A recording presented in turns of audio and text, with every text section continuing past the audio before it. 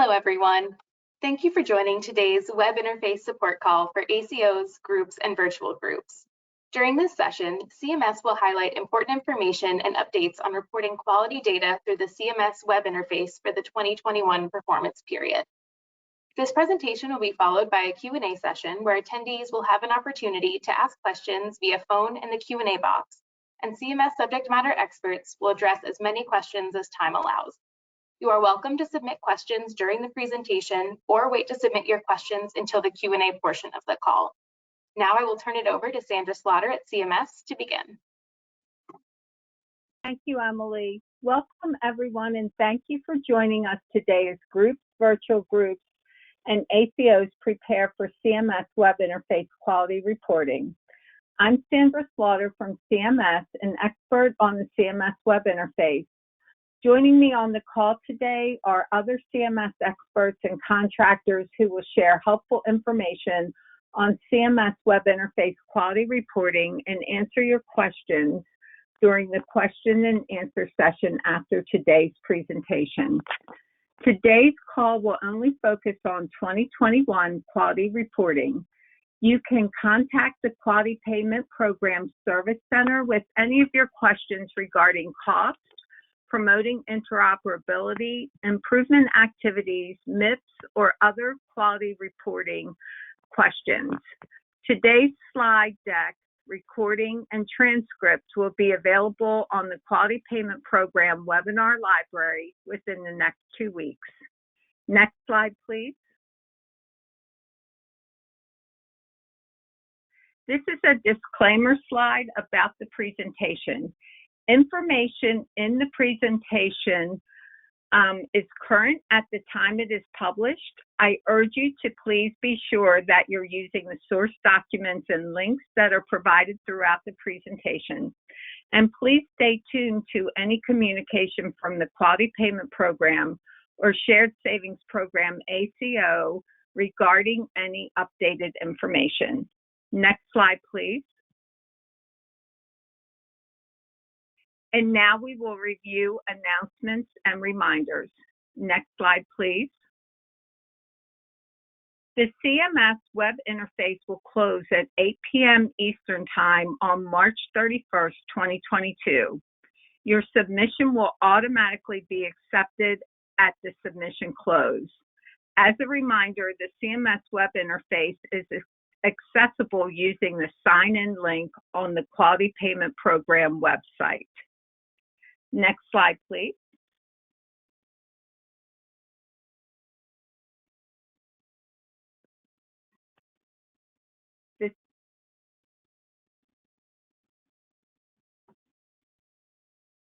Sorry about that. The next support call will be held on Wednesday, March 9th, 2022, from 1 to 2:30 p.m. Eastern Time. Topics will include frequently asked measure questions regarding the following topics: CARE 2, fall, screening for future fall risk, and MH1, depression remission at 12 months. Additional topics may be added prior to the support call. Next slide, please. Recordings, slides, and transcripts from the January 26th support call and February 2nd transition webinar are now available on the Quality Payment Program Resource Library. Next slide, please. The CMS Web Interface API is available all year for testing in the developer preview environment. Please review the links here for more information. Next slide, please. The information on this slide is a reminder that requesting and other CMS approved reason should be reserved in circumstances that are unique, unusual, and not covered by any of the denominator exclusions or exceptions in the measure specifications. Submit your request for an other CMS approved reason as soon as possible. Next slide, please. And now we will review the internal policy and medical record documentation guidance. Next slide, please. When submitting data through the CMS Web Interface, it is expected for CMS Web Interface users to retain supporting medical record documentation demonstrating that the patient met the denominator criteria, the numerator quality action was performed, and/or any applicable denominator exclusions or exceptions existed. Due to the comprehensive and individual nature of patient medical records only available to CMS Web Interface users, CMS cannot provide specific feedback regarding whether documentation in a patient medical record, including screenshots, scenarios, or internal policies, would meet the intent of the measure or suffice for a given measure in the event of an audit. In the event of an audit, auditors will review medical record specifications in comparison to the patient, will review measure specifications in comparison to the patient medical record documentation provided by an ACO, a MIPS group, or virtual group for each patient sampled for the audit. And now Angie Stevenson will discuss frequently asked measure questions.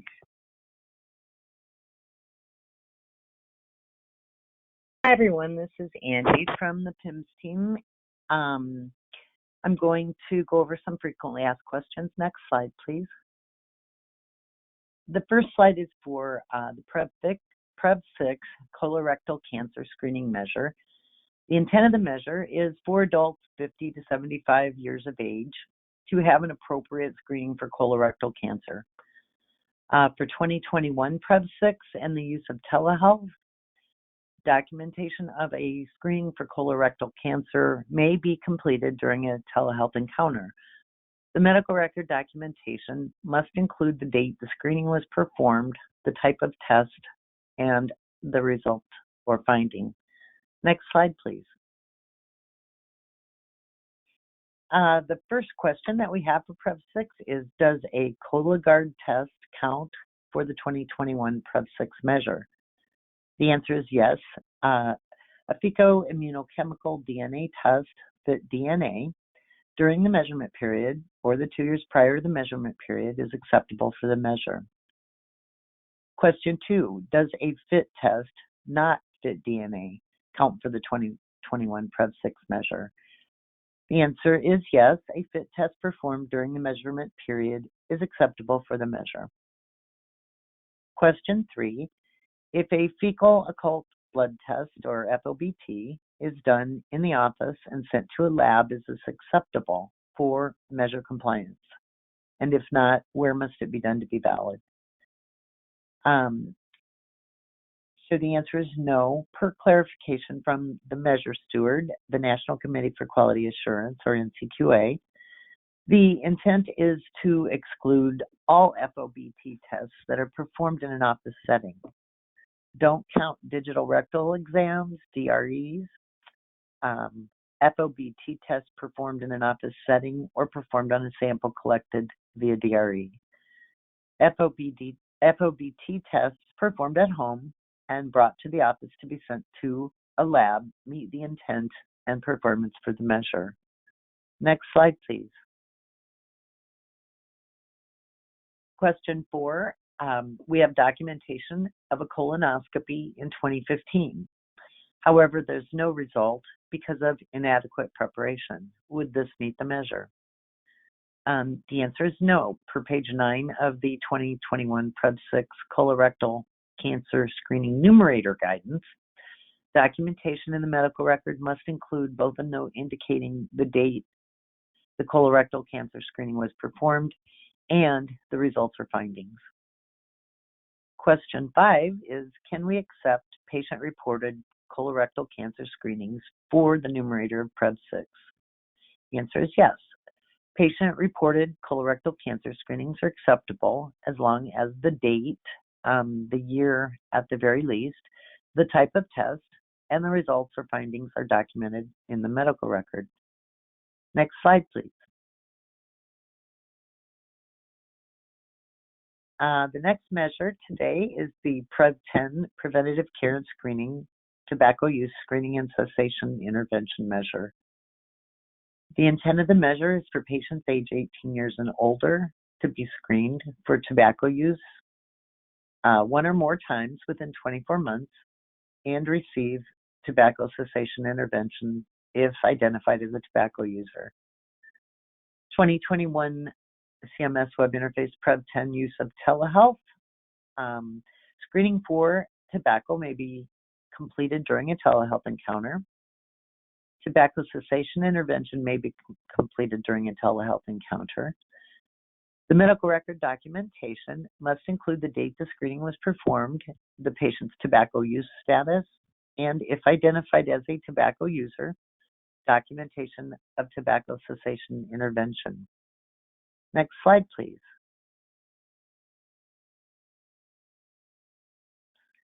Okay, question 1 is, do we have to screen for both smoking tobacco and smokeless tobacco? The answer is no. If there's medical record documentation of any type of tobacco use status, then the screening component for the measure is met. Question 2, if we have a patient that states they're a non-smoker or a former smoker, is this acceptable to take since this is assessing a type of tobacco? The answer is yes. The intent of the measure is to determine if the patient was screened for tobacco use. So status of any type of tobacco use that's documented in the medical record, like non-smoker, former smoker, smokes, or uses smokeless tobacco, would meet the requirement for the screening component of the numerator. Question 3, who is able to complete the screening or cessation intervention within our organization? Can it be done by a medical assistant, nurse, or other healthcare provider, or does it need to be an eligible clinician? The answer is that both the tobacco use screening and the cessation counseling can be provided by anyone your organization considers qualified. Tobacco cessation intervention can be performed by another healthcare provider. Therefore, the tobacco use screening and the tobacco cessation intervention don't need to be performed by the same clinician. Next slide, please. Question 4 is, are we allowed to use the tobacco screening from an urgent care or emergency department if it's the most recent screening found? The answer is yes. The measure is not limited to a particular setting. Question 5, what if the patient doesn't comply with the tobacco cessation? The answer is PREV-10 doesn't measure the patient compliance with the tobacco cessation. As long as there's appropriate medical record documentation of the tobacco use screening and the results, and documentation of tobacco cessation intervention if the patient is a tobacco user, the intent of the measure is met. Question 6, does the measure include electronic cigarettes or vaping as tobacco use or tobacco cessation? The answer is no. The intent of the measure is to screen for tobacco use for products that burn or use tobacco leaves. The United States Preventative Services Task Force concludes that current evidence is insufficient to recommend electronic nicotine delivery systems for tobacco cessation. Next slide, please. The next slide is for PREV-13 statin therapy for the prevention and treatment of cardiovascular disease. The intent of this measure is for patients at high risk of cardiovascular events to actively use or receive an order or prescription for statin therapy during the measurement period. For 2021 PREV-13 use of telehealth, documentation of statin therapy prescribed or being taken during the measurement period can't be completed during a telehealth encounter. At the time the statin therapy for prevention and treatment of cardiovascular disease measure was developed and finalized, CMS, along with the expert work group, or EWG, believed that it was important for clinicians and patients to have a face-to-face discussion in order to, number one, emphasize the importance of statin therapy, and two, to decrease the likelihood that a patient would refuse statin therapy. Therefore, telehealth encounters weren't allowed for numerator compliance. To meet performance for the numerator for the 2021 CMS Web Interface PREV 13 measure, it's the responsibility of the group, virtual group, or alternate payment model, APM, entity, including shared savings program, accountable care organizations, to ensure they can perform or complete and document all aspects of the quality action and ensure that these quality actions are performed during encounters allowed by the measure. This includes any part of a quality action that can't be captured during a telehealth encounter. Next slide, please. So question 1 for PREP 13 is if a patient is on a combination drug, can we count the patient as being on statin? Any statin therapy, whether generic or brand name, is acceptable to meet the intent of the measure. The list of statins is available under the clinical recommendations section and isn't meant to be an all-inclusive list of acceptable statins. For more specific information, you can refer to the 2021 CMS Web Interface PREV 13 coding document, Numerator Drug Codes tab, for drugs that meet the numerator. Also, it's important to note that the coding within the 2021 PREV 13 coding document is considered all-inclusive for the purpose of mapping to an electronic health record. If you're not mapping to an EHR, the coding documents may be used as a guide to assist in reporting. Other coding representative of the numerator quality action, denominator inclusion criteria, or referenced exclusions and exceptions may be used to assist in locating the required medical documentation. Next slide, please. Question 2, is documentation of hypercholesterolemia alone sufficient to confirm the patient is denominator eligible for population 2 in the 2021 PREV 13 measure? The answer is no. If hypercholesterolemia alone is present and there's no other documentation to support pure or familial, it wouldn't be appropriate to confirm the patient in the denominator of population 2. On the contrary, if hypercholesterolemia is present in the medical record, along with documentation supporting pure or familial, it would be appropriate to confirm the patient in the denominator for population 2. Question 3, when does the denominator exception, like allergy or intolerance to statin medication, need to be documented in the medical record? The answer is medical record documentation should support that the denominator exclusion is active during the performance period. For more specific information on how to report an allergy to a statin and the timing requirement for the denominator exception, refer to page 17 of the 2021 CMS Web Interface PREV 13 measure specifications. Next slide, please. Question 4 is, can a denominator exception for medical reasons be reported if the clinician documents the patient is allergic or intolerant to one particular statin, like Lipitor, or does it need to say allergic, intolerant to all statins? The answer is medical record documentation should support that the denominator exception is active during the performance period. A list of drugs that may be used for the exception can be found on the Denominator Exception Drug Codes tab of the 2021 PREV 13 coding document.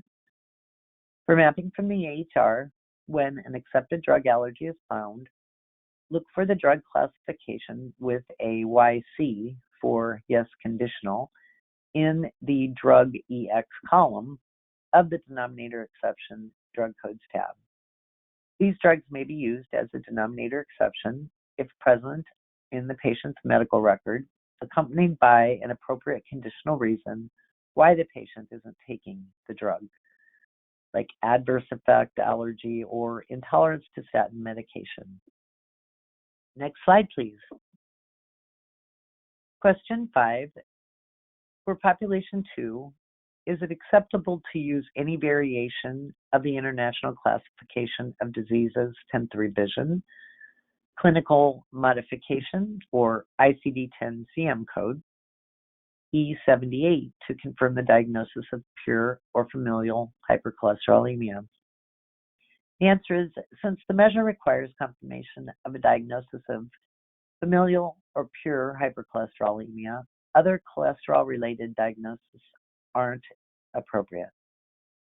ICD-10 CM diagnosis code E78.00 and E78.01 are present in the PREV 13 coding document and may be used to identify pure or familial hypercholesterolemia. Other variations of the E78 code are not specific to pure or familial hypercholesterolemia. If you find other medical record documentation supporting the diagnosis of pure or familial hypercholesterolemia, then the diagnosis would be confirmed. And that's the end of our frequently asked questions today. I will turn it back over to Sandra Slaughter from CMS. Thank you. Thank you, Angie. These next few slides will outline the available CMS Web Interface resources. Next slide, please. Please note that 2021 resources are available on the Quality Payment Program Resource Library. We encourage reviewing these documents if you have any questions on quality requirements and measures. We will continue to communicate any future postings in upcoming support calls. Next slide, please. Materials from previous support calls and transition webinars are available on the Quality Payment Program Resource Library. Additionally, the Help and Support page on the Quality Payment Program website contains links to materials such as videos, webinars, and online courses, as well as other items to help with reporting and development. Next slide, please. Finally, this slide contains links to resources available for Shared Savings Program ACOs. We encourage you to review the materials available here for more information. Next slide, please.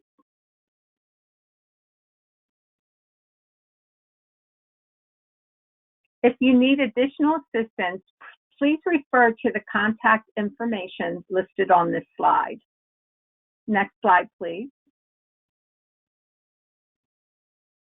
Now, just before we head into the quality and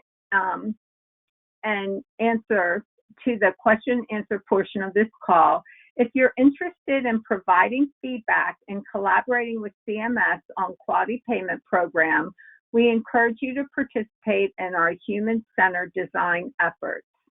To get involved, please email your name, title, topic of interest, and organization to the QPP user research@cms.hhs.gov.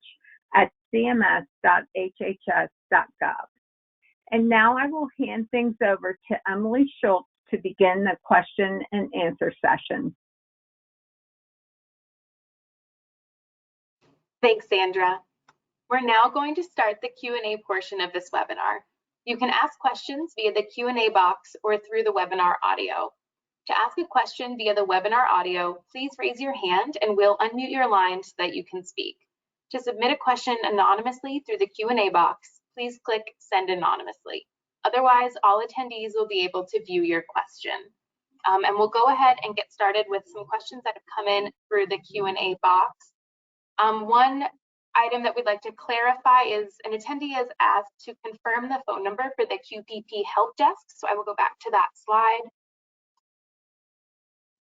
And the phone number is listed on the slide here, and I'll leave this up on the screen for you all. And now we'll begin to go through some questions that have come in throughout the presentation. The first question is on reporting. For The PREV 13 measure, we have diagnoses stating hypercholesterolemia with an E78.00. Could this be included in the measure? Does the verbiage need to state pure/familial? Hi, this is Katie from the PIMS team. So this was an FAQ that Angie covered. So just to reiterate, if hypercholesterolemia alone is present and there's no other documentation to support pure or familial, it would not be appropriate to confirm the patient in the denominator. You would need that supporting documentation to show that it's pure or familial as required by the measure specifications in order to confirm that patient. Thank you. Great, thanks, Katie. Our next question is on the PREV 12 measure, and it asks, if a patient has multiple screening attempts during the measurement period and the most recent attempt does not have documentation of interpretation, are we allowed to use a prior attempt where interpretation was documented appropriately? Hi, this is Katie again. So no, the measure specifications do require that you use the most recent screening in the medical record to report on that patient. So your documentation should support the follow-up actions, and if you don't have proper documentation, then you would need to report as such. Thank you. Great, thanks, Katie. And we have one more question for you. This one is on the PREV 10 measure. And this question asks, I have beneficiaries at a long-term care facility that have a smoke-free policy since prior to 2020. Therefore, LTC does not do tobacco screening for LTC patients. The beneficiaries have been at the facility since 2020, therefore no opportunity to use tobacco since at least prior to 2020. Can I accurately mark these beneficiaries as screened? If so, should I put January 1st, 2020 as the date of screening? So again, your documentation must support all components of the measure specification. So just by virtue of them being in a long-term care facility doesn't translate to the fact that they had a tobacco screening. You would need documentation that the patient was screened and any appropriate quality actions were completed or not. Thank you. Great, thanks for that clarification. The next question that has come in through the Q&A box asks, will telehealth visits count towards the hypertension measure denominator?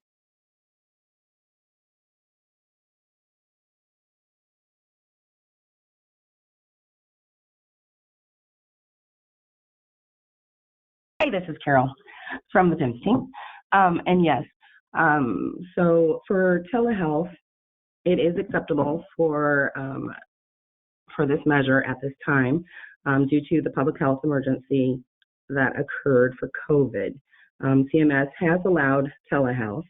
So a blood pressure taken by either a clinician or a remote monitoring device, and this is during a telehealth visit, home device or a device brought by a visiting nurse or a caregiver and conveyed by that nurse or caregiver or by the patient to their clinician is acceptable for the numerator as long as it is the most recent blood pressure reading documented in the medical record for the patient during the measurement period. Since the measure guidance and specs do not define what constitutes a remote monitoring device or a method of conveying the blood pressure from a remote monitoring device to the clinician, we're unable to provide guidance on specific devices or a specific workflow on how the clinician interacts with a patient using a remote monitoring device during a telehealth encounter. But it is up to the clinician's discretion as to whether the remote monitoring device used to obtain the blood pressure is considered acceptable and reliable. Great, thanks, Carol. And we have one more question for you. This question is regarding HTN2, and it asks, for multiple patients in our sample, we do not have I-10 in the problem list. Instead, the diagnosis code is E11.69 or I-15.2, hypertension secondary to diabetes. However, within the notes, the providers refer to hypertension alone, or notes from an outside provider indicated diagnosis of I-10. Should those patients be skipped due to diagnosis not confirmed, or should I include these patients in reporting? So you would need to confirm the diagnoses, but that can be done by either the documentation and or the coding, which the coding is located on the coding tab of the supporting documents. And the I-10 code is actually an acceptable code within the coding document. So the other diagnoses you can look for there and or look for documentation within the medical record as well.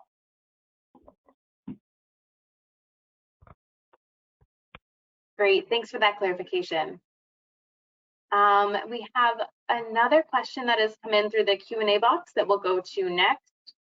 And that question asked, again, for the PREV-12 measure, it says there were multiple questions last meeting about whether there needed to be a physician interpretation of a positive PHQ-2 or PHQ-9 screening tool if the tool provides guidance of whether or not a particular score is considered positive for depression.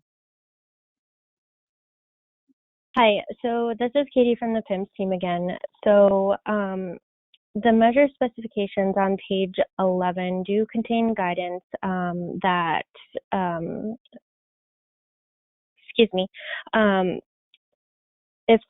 if positive or negative was determined by the eligible clinician. So whether the validated depression screening tool was considered positive or negative. And then just to kind of readdress a slide that Sandra covered at the beginning of the call, is that how specifically things are documented in your medical record are up to your organization. So your documentation needs to support that the patient met the denominator criteria, the numerator quality action was performed, and that any applicable denominator exclusions or exceptions existed.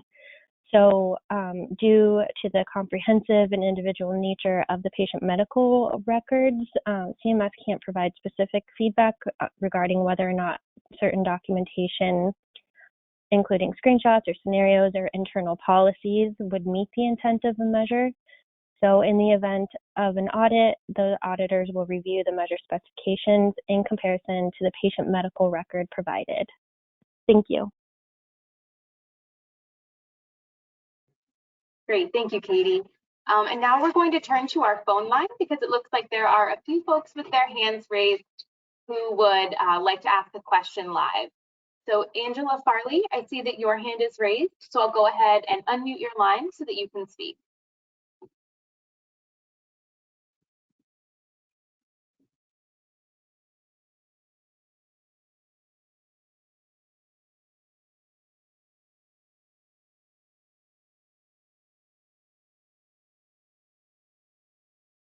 Hello, can you hear me? Hi, yes, we can hear you. Hey, thanks. Thanks for taking my question. I think Angie and Kate are probably pretty familiar with my name by now. I have submitted several help desk tickets over a clarification that I'm trying to get on the FOBT for PREV-6.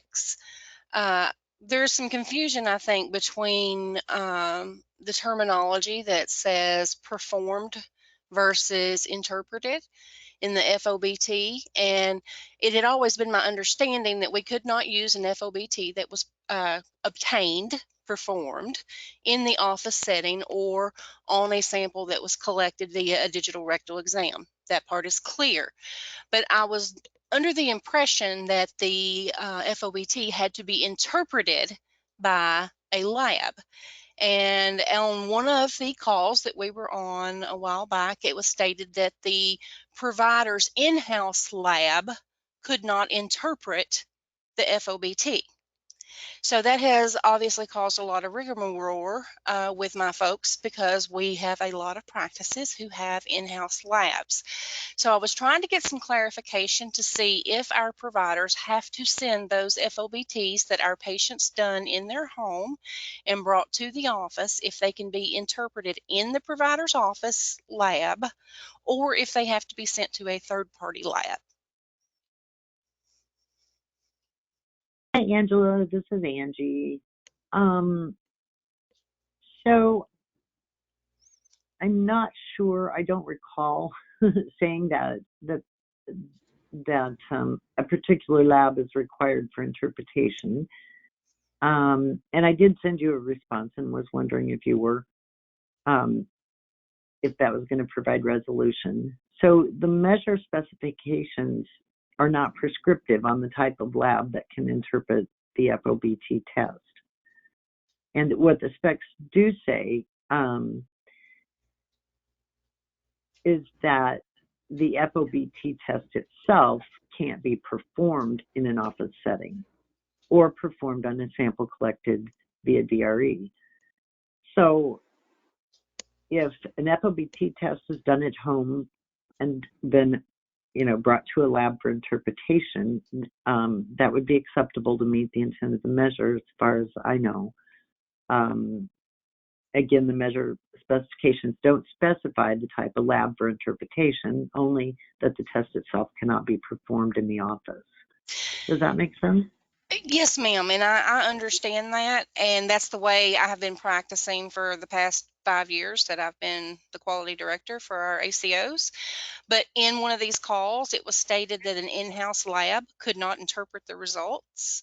I don't think it was a call this year, it was last year, because that's when I started sending in the original tickets, because my practices all flipped out about not being able to interpret an FOBT in their in-house lab.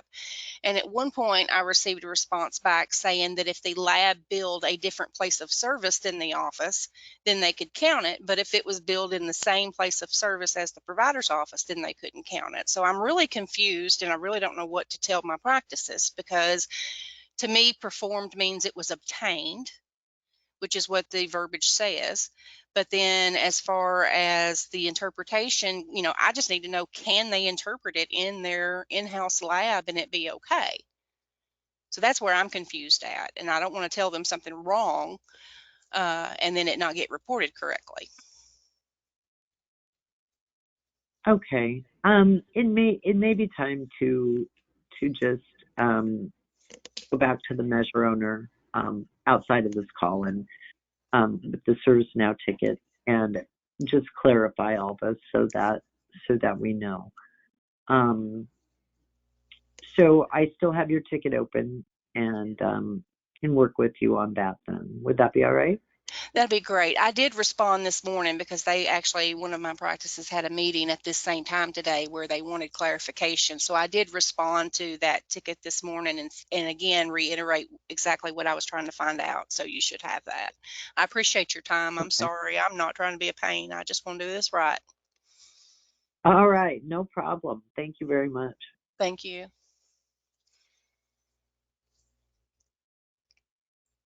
Great, thanks so much for that question. We are going to continue with questions from the phone line. So Tamis Joff, you are next. I'm going to go ahead and unmute your line so that you can speak. Hi, good afternoon. I don't know if this is the correct venue to ask this question, but my clinic, we do the alternate payment method for reporting. So we report our improvement ideas and interoperability through the QPP portal, but then our ACO reports our quality portion. And I've noticed in our portal that we never have our quality scores always missing from the previous year. So I was just wondering, how do we get a complete score since not everything is done through the portal? Not all of our reporting is done through the portal.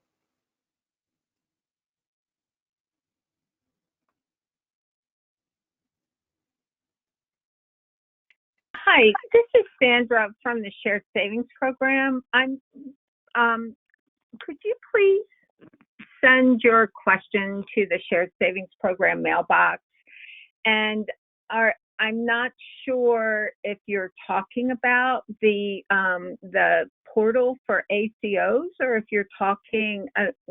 Just please clarify what portal and what information you are hoping to see, and we can get an answer to you. Okay, I can do that. Thank you. Thank you. Great, thanks so much for that question. I'm going to go to the next person with their hand raised. So Sonia Prakash, I'm going to go ahead and unmute your line so that you're able to ask your question. Hi, can you hear me? Yes, we can hear you. Okay, great, thanks. I have actually two questions. One of them is, do you know if the slides from the second call, you wrote that they're going to be placed on the web later this week? Yes, that is correct. And they will be on the QPP webinar library. Okay, so they should be there like by this Friday, the second call? Yes, exactly. Okay, just wanted to confirm. Thanks for that. And my second question is, can you briefly show the first three questions from the colorectal slides from earlier? I just wanted to take a screenshot of it. Of course. Let me know if this is the correct slide. It is perfect. Give me 2 seconds.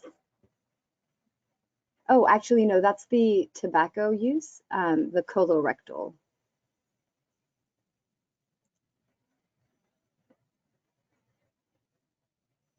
There it is. Okay.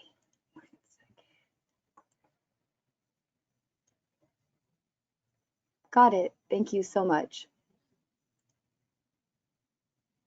No worries. Okay, so then I'm going to go ahead and go to the next person with their hand raised. So Crystal Limoges, I'm going to go ahead and unmute your line so that you can ask your question. Hey there. My question is from the first question that was asked about the multiple depression screenings. And they stated that there was no interpretation on the most recent one.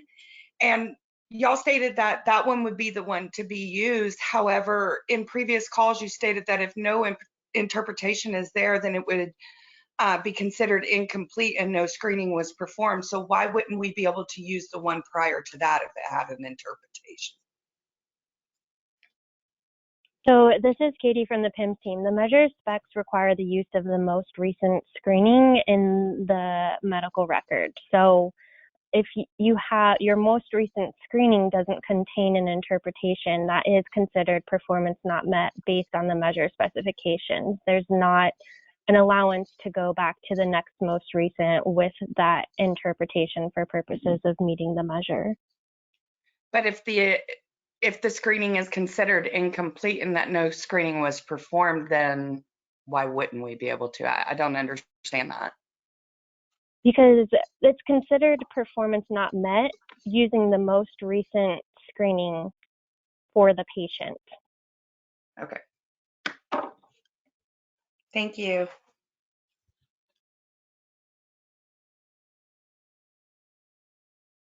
Great, thank you for that question. And we'll do a couple more questions from the phone line. So our next question is going to go to Nona Miles. I'm going to go ahead and unmute your line now so you can ask your question. Yes, hello. I'm wanting to go back to the Prev 12 measure with the question of using the standard operating policy. Previously, you have allowed for us to use that policy, and I understand that you're saying that you don't have anything to do with the medical, what we have in our policy. However, previously you did clarify that if we did have a written policy in place to specify negative as, for example, a score of 8 or lower is considered negative and a score of 9 or above is considered positive, if in our documentation we have that as a standard policy or operating policy, that would be acceptable if we just have the score of 8 and no follow-up plan is documented, because an 8 would be considered a negative screening. So I'm just wanting to clarify that you're now saying that it will not be acceptable, or is that still something that we can utilize if we have that documented in our policy? Hi, this is Sandra from the Shared Savings Program. And if you could please look back at slide 10, we say, due to the comprehensive and individual nature of patient medical records only available to web interface users, we cannot provide specific feedback regarding whether documentation in a medical record meets the intent of the measure or will suffice for a given measure in the event of an audit.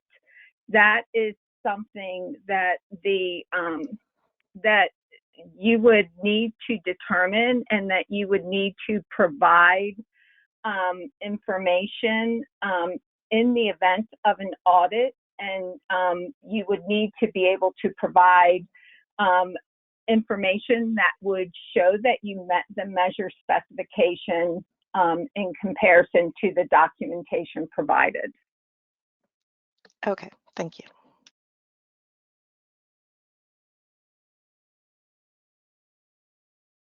Great, thanks for that response.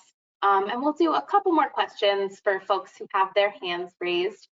So the next question is going to be Lisa Ray. I'm going to go ahead and unmute your line now.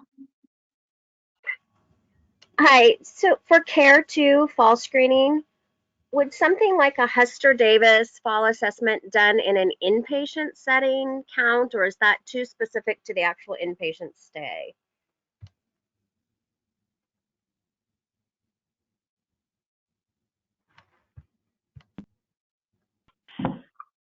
You know, I don't know that, but for this measure, it's not prescriptive of what types of, I guess, tools are used. So I would say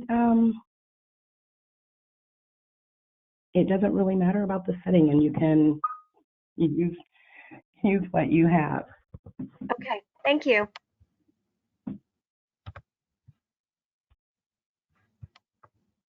Great, thanks so much. And we'll do one more question from the phone line for now. So Canna Howard, I'm going to go ahead and unmute you so you can ask your question. Hi, thank you. Can everyone hear me? Yep, we can hear you. Can you hear me? Okay, great. So I just have a really quick clarification to make sure I'm hearing things correctly. I don't mean to beat a dead horse about this Prev 12, about the policy with the screening, but I have a quick question then. So are you kind of saying then, if we feel that we have met the intent of the measure with our documentation, and if our choice is to use a policy to meet that specification, then that's okay with you? Because that's kind of what I'm saying. If I realize you can't give specific feedback regarding our documentation practices, but then the flip side of that is that we're kind of flying blind as to whether or not we feel this is going to meet your criteria so we can pass an audit. So is it okay then for us to say that we have done our due diligence, this meets this practice meets how we're treating things, that if this meets our standards for using this policy, we can use it? Because last week I thought there was a literal statement saying we couldn't, and that kind of was a comment directly on our documentation practices. So I'm kind of confused with the we can say, but we can't say. And we're kind of flying blind. So I apologize for adding any confusion, but I'm really trying to wrap my head around this.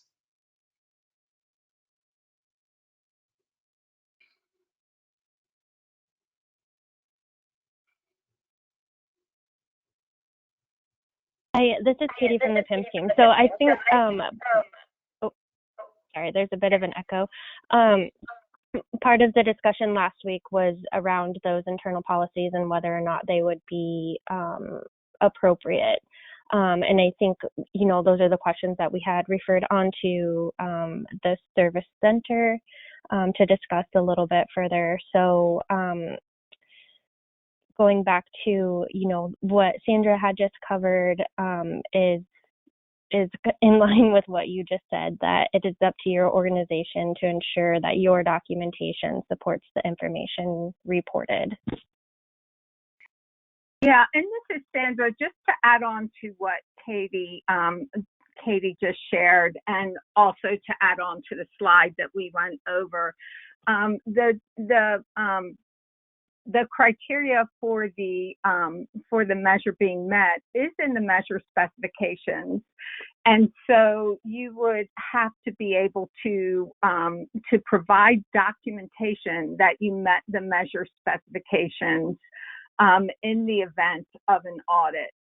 So it's, even though we cannot tell you how to document, and that there is, there are guidance, internal guidelines and laws that talk about medical record documentation, that the specifications are pretty clear as to what meets the measure criteria.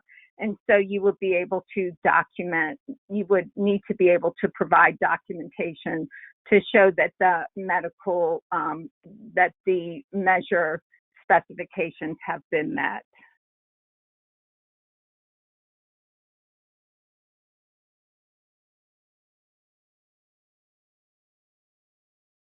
Great, thank you so much for that clarification on that point.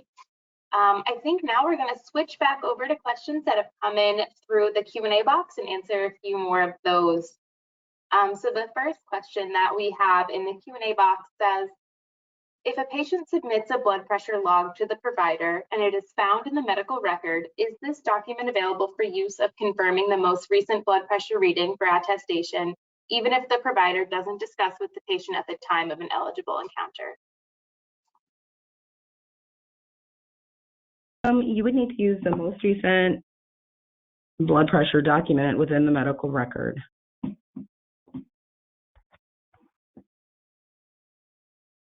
Sounds good. Thank you for that. Moving on to our next question in the Q&A box. This is on Prev 5, and this says, the screening was not complete due to cognitive issues. Will this count as an exclusion? This is Deb from the PIMS team. Prev 5, the breast cancer screening measure, does not include an exclusion because of cognitive issues, so that would not be an exclusion that you would use. My recommendation would be to review the medical record documentation, or the medical record specification for the specific frailty types of exclusions that are available. Thank you. Great, thank you. And our next question from the Q&A box asks, for CMS Web Interface reporting regarding CARE 2, per the documentation, it states ambulation, ambulating normally. Is this wording acceptable to meet the CARE 2 measure?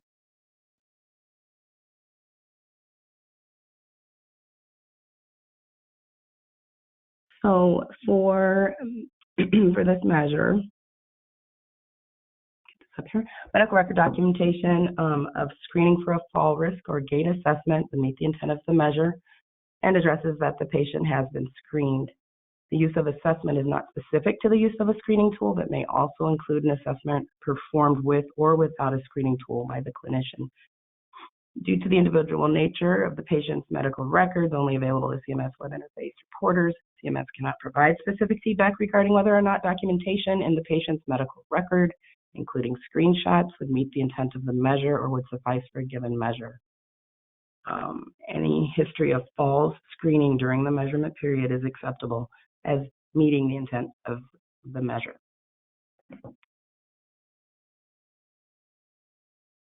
Great, thank you for that clarification.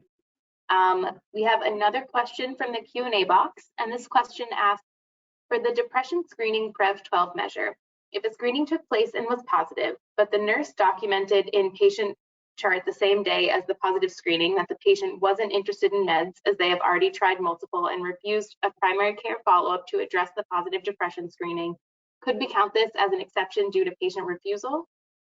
Or is the exception only counted if they refuse the depression screen only? Hi, this is Katie from the PIMS team. So for the exclusions for this measure would be the patient refuses to participate, or sorry, the exception would be that the patient refuses to participate in the depression screening. In terms of the follow-up plan, the clinician would just need to have documented that follow-up plan in the patient's medical record. the measure isn't assessing whether the patient adhered to the follow-up plan, but that the clinician took the initiative to document a proper follow-up plan if that screening was positive. Thank you. Great, thank you. Our next question that's come in through the Q&A box asked, for the mammogram quality measure, if a 2021 patient note states that the patient is wheelchair bound, but it's not coded with any other frailty codes, nor does the note state patient is frail because of requiring a wheelchair for mobility, and if the patient does have a diagnosis that qualifies for advanced illness, can this be counted as an exclusion for frailty 2021 and advanced illness, also 2021? Hi, this is Angie from PIMS. So I would like to direct you to the measure specifications on page 18. Actually, it is Appendix 2, which is a downloadable resource mapping table. And then it directs you to the Prep 5 CMS Web Interface coding document. So you were asking about wheelchairs, and there is a variable name of frailty device code. And then if you go to the coding document itself and look under frailty device code, you will find wheelchairs there. So you do have to meet the entire denominator exclusion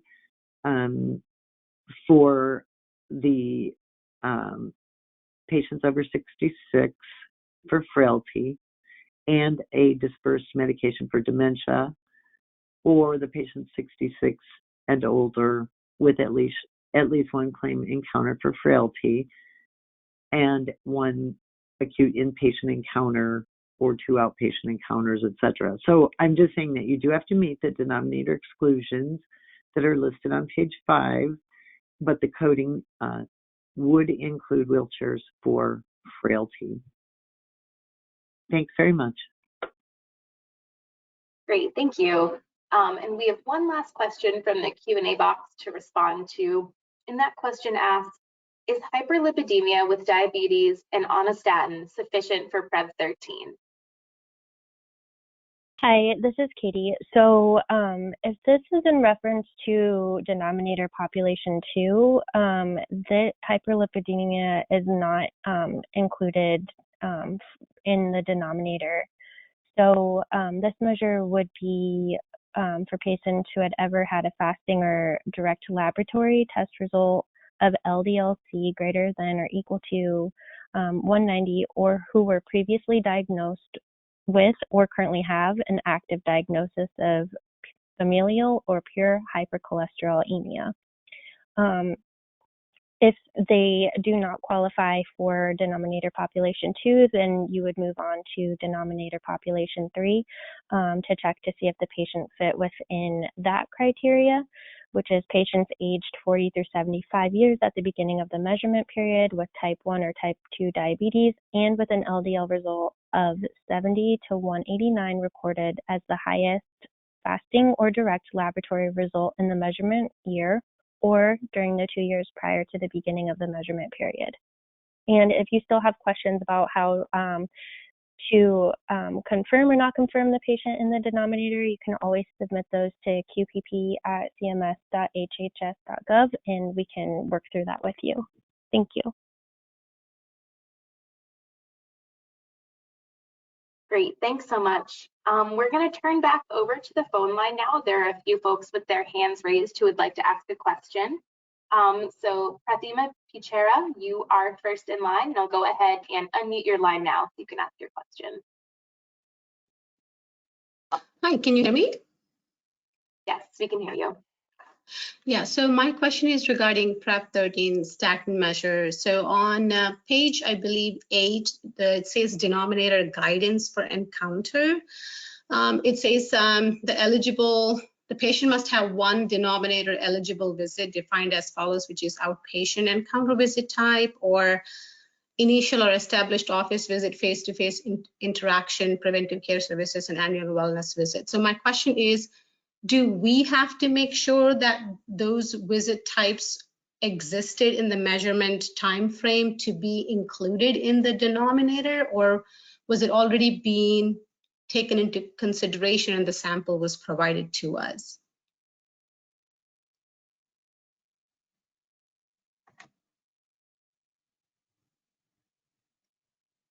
Hi, can someone from RTI address that question?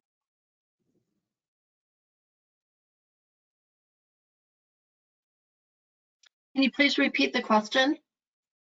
Yes, so this is regarding statin prep 13. So my question is on the measure spec page 8, there is a description about denominator guidance for encounters. So in order for the patient to be included in the denominator, patient must have one denominator eligible visit, and it describes two different types of encounter visits. So my question is, was the sample provided to us already had one of those eligible encounters, or is it our responsibility to make sure that the patient has or had those kinds of encounters during the measurement periods, even to include them in the measure?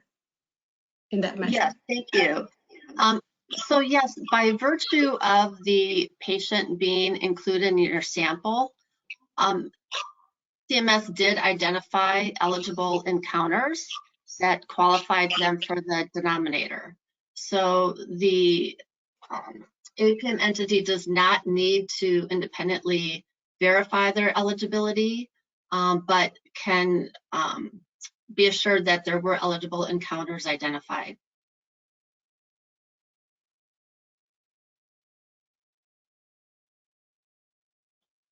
Thank you. I have another question regarding the numerator for this measure.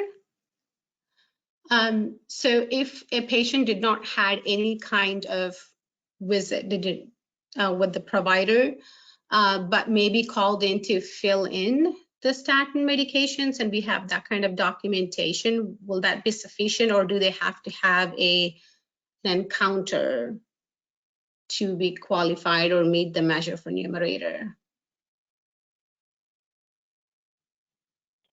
So the measure specifications don't tie the quality action to a specific encounter type. If the patient was denominator eligible, then you would just need to have the medical record documentation that the patient was taking or prescribed statin therapy during the measurement period.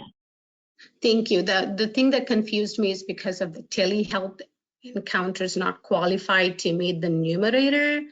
That's where it threw me off, like, oh, maybe we have to also make sure that they have to have an encounter and also specific. Oh, yes. Yeah, I apologize. You are correct. So Prep 13 does specifically state that this documentation of statin therapy being prescribed or taken during the measurement period cannot be completed during a telehealth encounter. So I do apologize. So while, you know, it doesn't require that the numerator be tied to a specific encounter type, it is correct that the quality action cannot be completed during a telehealth encounter. But we don't have to show that there has been an encounter as long as we have documentation that they're taking during that measurement time period, we can meet the measure. So yeah, as Kara kind of said before, by virtue of being sampled, they would have already had the appropriate encounters. So you would need that documentation that they were prescribed or taking statin therapy during the measurement period.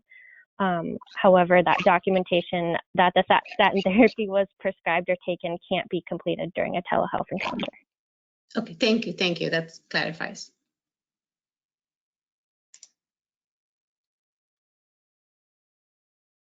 Great, thank you so much for that question. We are going to go to the next person with their hand raised. So Chantel Burke, I'm going to go ahead and unmute your line so that you're able to speak. Hi, great. Can you hear me? Yes, we can hear you. Great, thank you. I have a follow-up question to the blood pressure hypertension question that I put in the Q&A box. So if we have a patient who submits a monthly blood pressure log and it gets sent to the provider office just for supporting documentation, And then there are no associated visits for that patient. The answer was that the most recent blood pressure documented in the medical records. So there are no telehealth visits. There's no office visit associated with anything. So are you saying I can take the most recent blood pressure from that patient's submitted blood pressure log and complete the attestation? Or I thought that you had to have an associated visit to at least discuss the blood pressure readings, and you just couldn't take something submitted by the patient without having it confirmed or discussed.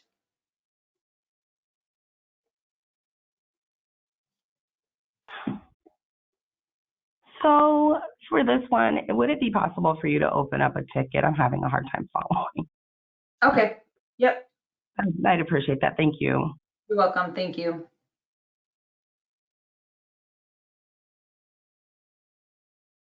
Great, thank you so much for that question. And we have one more person with their hand raised. So Canna Howard, I'm going to go ahead and unmute your line so that you can ask your question.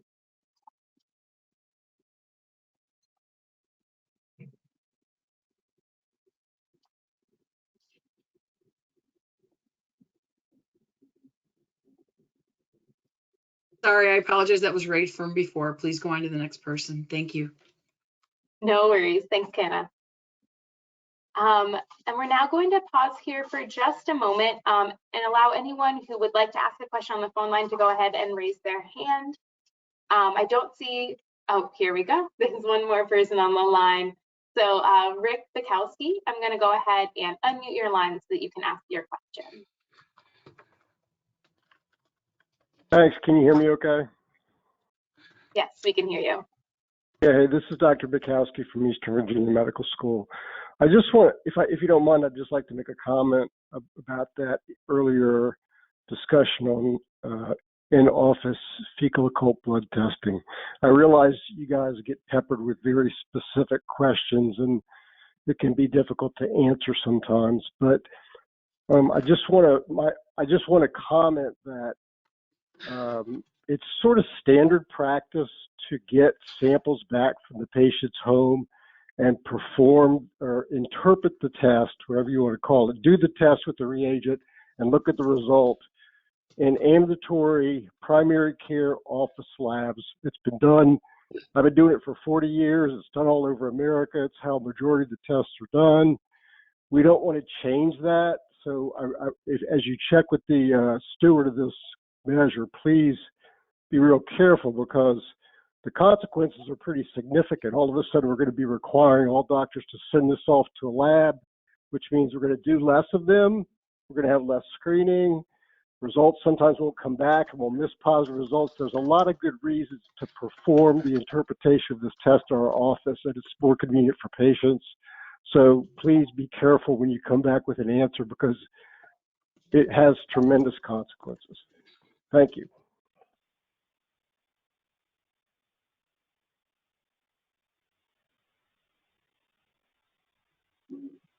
Thanks, Dr. Bukowski, for those comments. And we will move on now to one other person with their hand raised on the line. So Susan Helton, I see that your hand is raised, and I'll go ahead and unmute your line now so you can ask your question. Hi, thank you. I found some evidence for CARE 2 that a patient had an episode of syncope and collapse. Is this adequate documentation of a fall?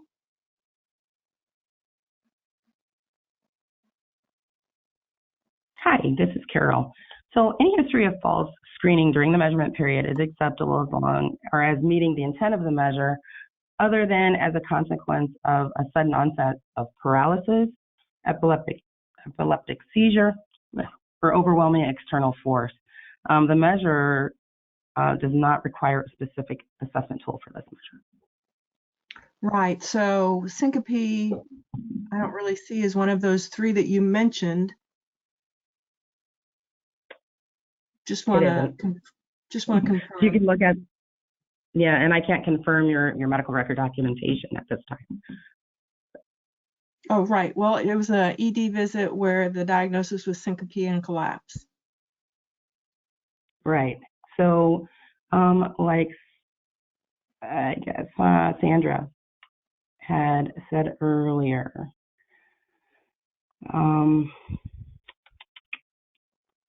so for the medical records here, we cannot provide specific feedback regarding whether or not the documentation in the medical record would meet the intent of the measure or would suffice for the given measure.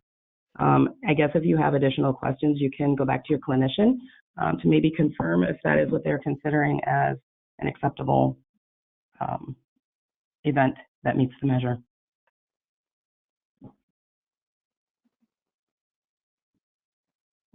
Okay, thank you. You're welcome. Great. Thanks so much, Susan, for that question. And we'll go to our next person with their hand raised. So Alan R., I see that your hand is raised, and I'll go ahead and unmute your line now so that you can ask your question. Hi, this is Honors. We had a question. It's about some of the scoring. We noticed that there's some changes to the way that scoring is grouped this year compared to previous years. Is there a sample or example of what that new format will be for this year that's available?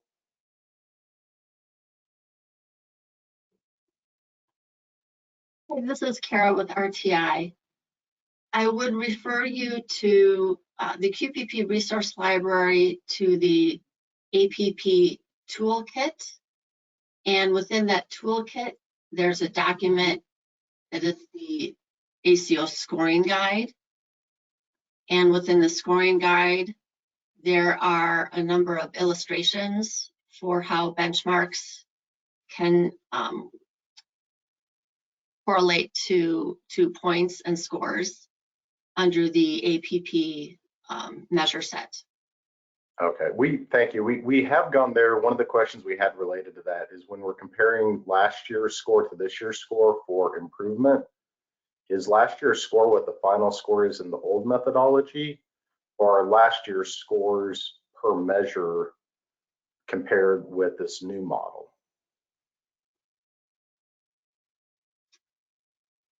So for that question, I would recommend that you submit a ticket, but the improvement is really based on the quality category score versus in prior methodologies, it was based on the domain score, and then now it is based on the overall quality category score. Okay, thank you. And I had sent an email earlier this week, so I was just curious. I appreciate it. Sure.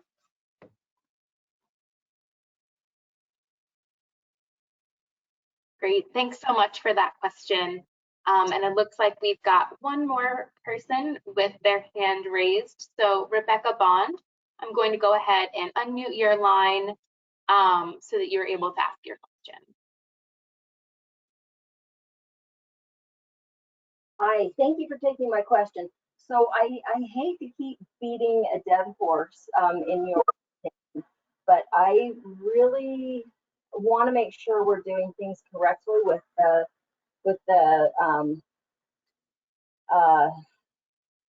PREV 12. So this is my understanding, and you tell me if I've gotten this correct from all the questions that have been asked. So we have a standardized PHQ-2 and we have a standardized PHQ-9 that our facilities use. So, and we have, with that standardization, we have what would constitute as negative and we have what would constitute as positive. The doctors pull these test scores into their notes. So they're pulling these test scores into the notes would constitute that the doctor has actually reviewed that, and that would be compliant as far as your saying that the doctor has reviewed. Am I correct in that understanding? So this is Katie. Again, just to sort of reiterate, I believe what Sandra has been communicating on the call up until this point is that your documentation needs to to support the fact that you're meeting the intent of the measure, that you're meeting all components required within the measure specifications. How specifically that is documented would be up to your organization. CMS cannot provide feedback regarding whether or not specific documentation, including screenshots or scenarios or internal policies, meet the intent of the measure. So in the event of an audit, it would be up to you to provide that supporting documentation. So again, just to oh, go ahead, Sandra. No, go ahead.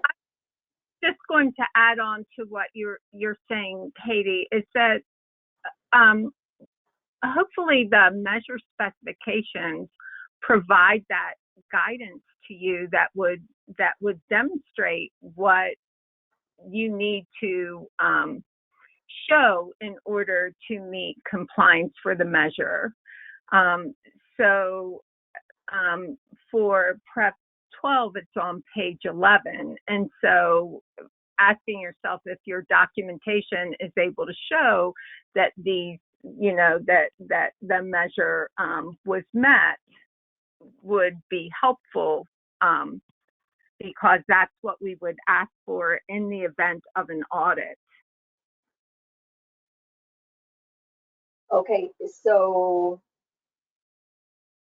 if we comply with everything that's on page 11, if we see that that is part of the documentation, then we are doing just fine.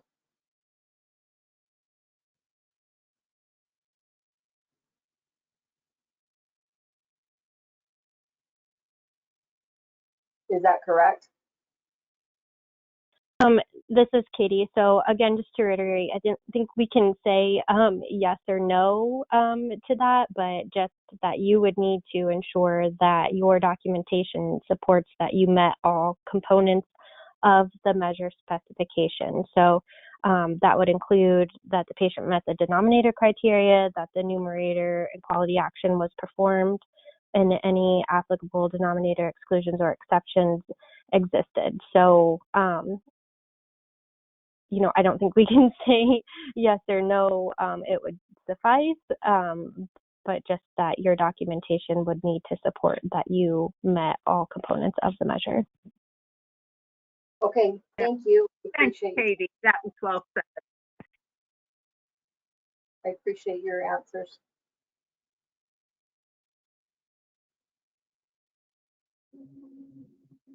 Great. Well, thank you so much for that question. We are approaching the end of the webinar, so I just want to make sure that everyone has a chance to ask all of their questions. So please, if you would like to raise your hand and ask a question over the phone, you can do so now. Or if you'd like to submit it through the Q&A box, you can do so now as well. We just want to make sure we get all of your last questions before we have to wrap up the webinar. And we do have a question to answer that has come in through our Q&A box.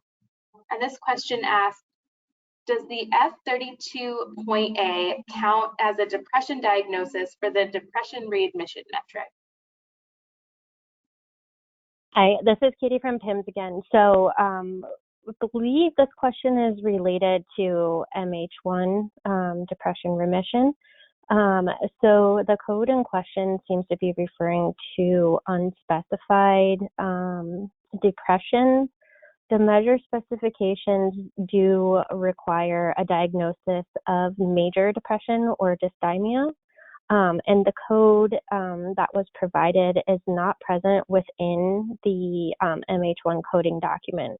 So we would suggest that you take a look at the MH1 coding document, in particular the denominator codes tab, to assess which diagnosis may be applicable to include.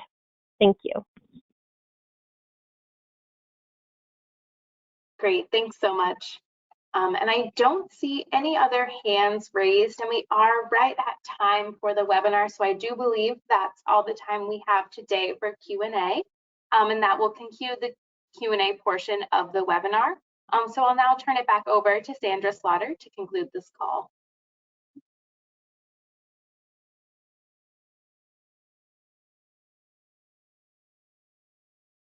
thank you This is for joining Sandra, today. Oh, sorry. There's one last question in the chat regarding HTN2. So I don't know, that just came in right now. So I don't know if we're able to address that before we drop off, since we do have a few more minutes. Absolutely, I do see that last question. And it asked, for HTN2, is it the last blood pressure taken by the attributed provider or the last blood pressure in the health system, excluding inpatient stays and ER visits?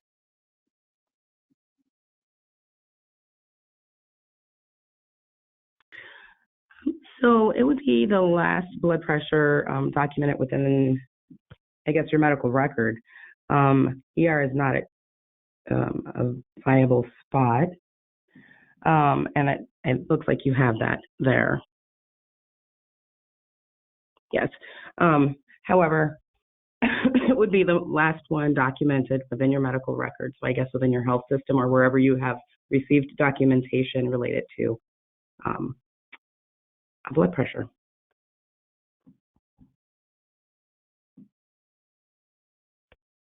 Great, thank you so much for that response. And I believe that that does conclude our Q&A. So I will turn it back over to Sandra to conclude our call this afternoon.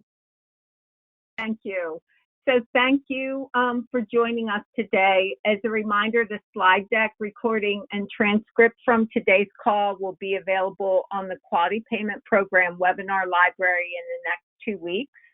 Our next support call is scheduled for Wednesday, March 9th from 1 to 2:30 p.m. Eastern Time, during which we'll cover frequently asked measure questions regarding CARE 2 and MH1. We hope you will join us. Thank you.